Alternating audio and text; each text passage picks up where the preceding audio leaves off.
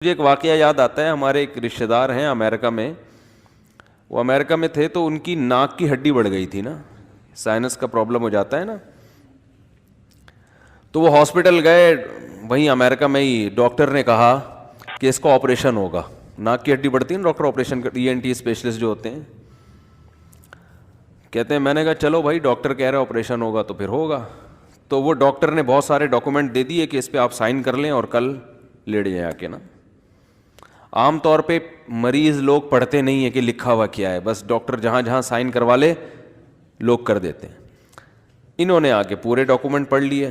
اس میں لکھا ہوا تھا کہ آپریشن کے بعد ڈاکٹر کی کوئی ذمہ داری نہیں ہے کہ آپ کا جو سائنس کا پرابلم ہے یہ حل بھی ہوتا ہے کہ نہیں ہوتا. کوئی انفیکشن ہو گیا تو بھی ہم اس کے ذمہ دار نہیں ہیں. کوئی الرجی ہو گئی, مستقل زکام کی بیماری لاحق ہو گئی, ہم اس کے بھی ذمہ دار نہیں ہیں. تو کوئی جتنی بھی ممکنہ بیماریاں تھیں نا, ڈاکٹر نے پہلے ہی کہہ دیا تھا میں کسی کا ذمہ دار نہیں ہوں. انہوں نے سارے ڈاکومنٹ پڑھنے کے بعد ڈاکٹر صاحب کے پاس گئے کہ ڈاکٹر صاحب میں کسی قصائی سے کٹوا لیتا ہوں اپنی ناک, کیونکہ وہ بھی ان میں سے کسی چیز کا ذمہ دار. بولو بھائی, بھائی کاٹنا ہی ہے نا. تو ڈاکٹر میں اور قصائی میں یہی تو فرق ہوتا ہے. بھائی تم ذمہ داری تو لو. بلیڈنگ ہونا شروع ہوئی, بند نہیں ہوئی تو بھی ذمہ دار نہیں ہے. ایک دفعہ ایک ناک کی ہڈی کے ایک صاحب نے آپریشن کروایا, بلیڈنگ ہوئی اتنی ہوئی کہ وہ بیچارے مر ہی گئے. وہ انا للہ ہی ہو گیا اس کا. تو انہوں نے کہا ابھی بھی وہ الحمدللہ زندہ ہے, اور یہ ان کا واقعہ بھی 25-30 سال تو ہو گئے. انہوں نے پھر آپریشن نہیں کروایا, ابھی تک چل رہے ہیں الحمدللہ. تو وہ ڈاکٹر سے کہنے لگے کہ میں پھر کسی قصائی سے نہ کٹوا لوں ناک, بھائی وہ بھی چاپڑ لے کے کاٹ دے گا, ذمہ دار وہ بھی نہیں ہے. تو آپ میں اور ڈاکٹر قصائی میں کوئی فرق ہے تو بتائیں ہمیں. تو بات یہی ہے کہ ایک آدمی نے کراٹے سیکھے, ماسٹر ہے, بلیک بیلٹ ہے, اور پتہ نہیں کیا کیا القابات لگے ہوئے ہیں, لیکن جہاں لڑنا بھی ہوتا ہے تو وہاں نہیں لڑتا. تو لوگ کہتے ہیں بھائی تجھ میں اور ایک بیساکھی سے چلنے والے معذور شخص میں کوئی فرق نہیں ہے. تو یہ بھی بے اعتدالی ہے یا نہیں ہے؟ تو جسے بھی اللہ نے جو کوالٹی دی ہے نا, جو صفت دی ہے, کسی کو اللہ نے علم میں دوسروں سے ممتاز کیا. اب علم میں بے اعتدالی یہ ہے کہ آپ خام خام اپنی علم کی دھاک یوٹیوب پہ آگے بٹھاتے رہیں اور لوگوں کو نیچا دکھاتے رہیں کہ وہ بھی غلط ہے, وہ بھی غلط ہے, وہ بھی غلط ہے, کیڑے نکالتے رہیں بیٹھ کے صبح شام. یہ ایسا ہی ہے جیسے کراٹے کا علم آ گیا اور کراٹے سیکھ لی اور صبح شام لوگوں کی ہڈیاں توڑنے کے علاوہ کوئی کام ان محترم کا ہے ہی نہیں.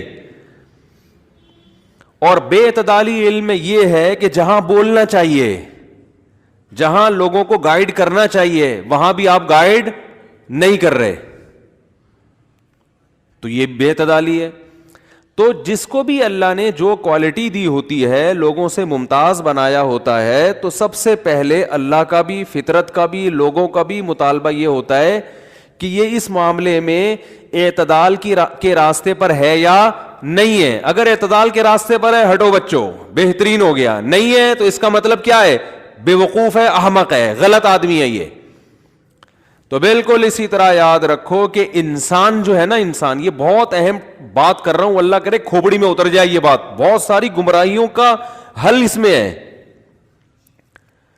انسان جو دوسری مخلوق پر ممتاز ہے نا, وہ کراٹے کی وجہ سے نہیں ہے, یا کہ جم جاتا ہے, یہ باڈی اچھی ہے. باڈی تو میرے بھائی بیل کی ہم سے زیادہ اچھی ہوتی ہے. کیا خیال ہے؟ جبڑے جو ہے نا, جبڑے یہ مگرمچھ کے ہم سے زیادہ اچھے. اگر آپ کہتے ہو میں جمناسٹک کی طرح چھلانگے مارتا ہوں, یوں کرتا ہوں میں, یہ تو پھر بندر یہ کام ہم سے بھی زیادہ اچھا کر لیتا ہے. لنگور کو دیکھو کیسے لٹکتا رہے گا نا, ہم وہاں تک پہنچ ہی نہیں سکتے کتنی بھی محنت کر لیں, لنگور نہیں بن سکتے ہم, اور اللہ بنائے بھی نہیں ہم میں سے کسی کو. تو وہ لنگور سے ایک چھوٹا سا چٹکلا یاد آ جاتا ہے, وہ کئی دفعہ سنا چکا ہوں, لیکن وہ بس ہمارے حضرت سے محبت ہے نا, تو جب بھی تذکرہ آتا ہے تو حضرت کا کوئی نہ کوئی واقعہ. وہ حضرت فرماتے تھے میرے بڑے بھائی کے پاس ایک شخص آیا, اس کو وہم کی بیماری ہو گئی تھی کہ میں بندر بن گیا ہوں, کہتے نہیں کتنے نفسیاتی ڈاکٹروں کے پاس جا چکا تھا یار, مجھے شبہ ہو گیا میں بندر ہوں, میں بندر ہوں. بہت ایک ڈاکٹر کے پاس گیا نا کہ میں بندر ہوں, تو ڈاکٹر نے کہا پنکھے سے اترو گے تو بتاؤں گا نا کہ علاج کروں گا میں, اوپر سے تو نیچے آؤ. تو ہمارے حضرت کے پاس آیا, حضرت کے بڑے بھائی کے پاس, کہ مجھے پتہ نہیں شبہ ہو گیا. انہوں نے کہا ہاتھ لگا کے دیکھ لیا کرو دم ہے یا نہیں ہے. کہتے ہیں اس کے بعد وہ الحمدللہ کسی اور کے پاس کبھی بھی نہیں گیا, کسی کے پاس بھی نہیں گیا, اس کو یہ وہم دور ہو گیا. تو چھلانگیں مارنا جمناسٹک کی, جیسے وہ لوگ کر رہے ہوتے ہیں جمناسٹک والے, ٹھیک ہے کرتے ہیں, بہت کوالٹی ہے یار, گھوم جاتے ہو, لیکن بندر کی طرح بولو نہیں ہو سکتا.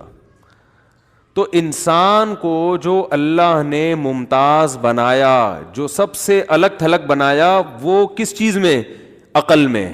اس جیسی ذہانت اور عقل اللہ نے کسی کو بولو نہیں دی ہے, ایسی کھوپڑی اللہ نے کسی کو نہیں دی ہے. اس چیز میں انسان ممتاز ہے. تو میں نے آپ سے عرض کیا کہ جو کوالٹی جس کو دی جاتی ہے نا, لوگوں کا بھی مطالبہ ہوتا ہے, فطرت کا بھی مطالبہ ہوتا ہے کہ یہ اس میں کیا کرے, اعتدال سے کام لے. اگر وہ اس میں اعتدال سے کام نہیں لے رہا تو ہر شخص کی خواہش ہوتی ہے کہ یہ کوالٹی, یہ صفت اس سے چھن جانی چاہیے, یہ اس کے لائق نہیں ہے, یہ غلط آدمی کے ہاتھ میں یہ چیز آ گئی ہے. تو بالکل اسی طرح یاد رکھو, انسان کو تو اللہ نے ممتاز ہی عقل کی وجہ سے کیا ہے. تو اس سے سب سے پہلا اللہ کا مطالبہ یہ ہے کہ یہ عقل استعمال کرنے میں اعتدال کے راستے کو نہ چھوڑے. عقل کا غیر ضروری استعمال یہ بھی غلط, اور جہاں عقل استعمال کرنی ہے وہاں بھی نہیں کر رہا, یہ بھی غلط. جیسے ایک آدمی کو کراٹے آتے ہیں نا, وہ جہاں نہیں استعمال کرنا ہڈیاں توڑ رہا ہے بلا وجہ, یہ بھی غلط ہے. اور بالکل ہی ہاتھ پہ ہاتھ رکھ کے بیٹھا ہوا ہے, کسی کو کچھ کہتا ہی نہیں ہے, تو یہ بھی کیا ہے, غلط ہے نا. تو ہمارے ہاں بڑا مسئلہ یہ ہے, جو ملحد لوگ ہیں نا, جو منکر ہیں, جو لبرل لوگ ہیں, یہ عقل کا استعمال وہاں بھی کرتے ہیں جہاں عقل کی رسائی ہے نہیں. یہ غیر ضروری استعمال کرنے, یہ اپنے آپ کو اتنا فنٹر سمجھتے ہیں, اتنا ذہین سمجھتے ہیں, یہ کہتے ہیں کہ دنیا کا ہر مسئلہ ہماری عقل حل کر دے گی, ہماری عقل کے پاس ہر بات کا جواب ہے. حالانکہ ایسا ہے نہیں. لا محدود صلاحیتیں اللہ نے کسی کی پیدا نہیں کی ہیں, ہر چیز عقل بتا نہیں سکتی. اور جو ہمارے دیندار لوگ ہیں ان میں ایک ایسا فالٹ پیدا ہو جاتا ہے, سب میں نہیں, آپ لوگوں کے علاوہ کی بات کر رہا ہوں, جہاں کھوپڑی استعمال کرنی بھی چاہیے یہ وہاں بھی استعمال نہیں کر رہے ہوتے. کہتے ہیں حضرت جی نے منع کیا, یہاں حضرت جی نے, بولو بھائی, منع کیا. عقیدت ہو گئی ہے تو اب حضرت جی پھینکتے رہیں جلسے میں بیٹھ کے, بیان میں پھینکتے رہیں بیٹھ کے, لپیٹتے رہو بیٹھ کے. بس وہ واقعہ سنایا تھا نا لپیٹنے والا, او بھائی پرانا ہو گیا, چھوڑو, اب بار بار کے واقعات بہت آ جاتے ہیں پھر.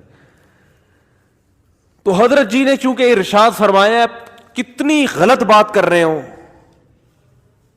پیر و مرشد نے کہہ دیا یہ, تو بس پیر و مرشد تو غلط ہو نہیں سکتے. نماز نہیں پڑھ رہے وہ پیر و مرشد,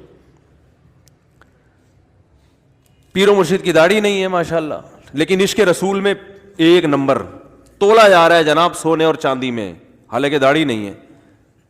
تو بھائی اگر نبی سے اتنا عشق ہے تو داڑھی کیوں نہیں رکھ لیتے یار؟ داڑھی نہیں رکھیں گے. وہ مائیکل جیکسن زیادہ اچھا لگتا ہے ان کو دیکھنے میں یار, تھوڑا سا بننا ویسے ہے. میں نہیں کہہ رہا کہ یہ کوئی برا آدمی ہے یا اس کے دل میں پیغمبر سے نفرت ہے, معاذ اللہ, یہ الزام نہیں لگا رہا, لیکن آپ نے بھی تو کتنے اونچے مقامات پہ پہنچا دیا نا بھائی, تھوڑا سا نیچے لے آؤ.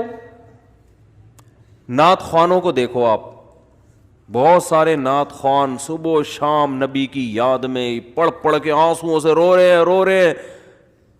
او بھائی اتنا رونے کی ٹینشن کی ضرورت نہیں ہے, اپنے عمل کو ٹھیک کر لو.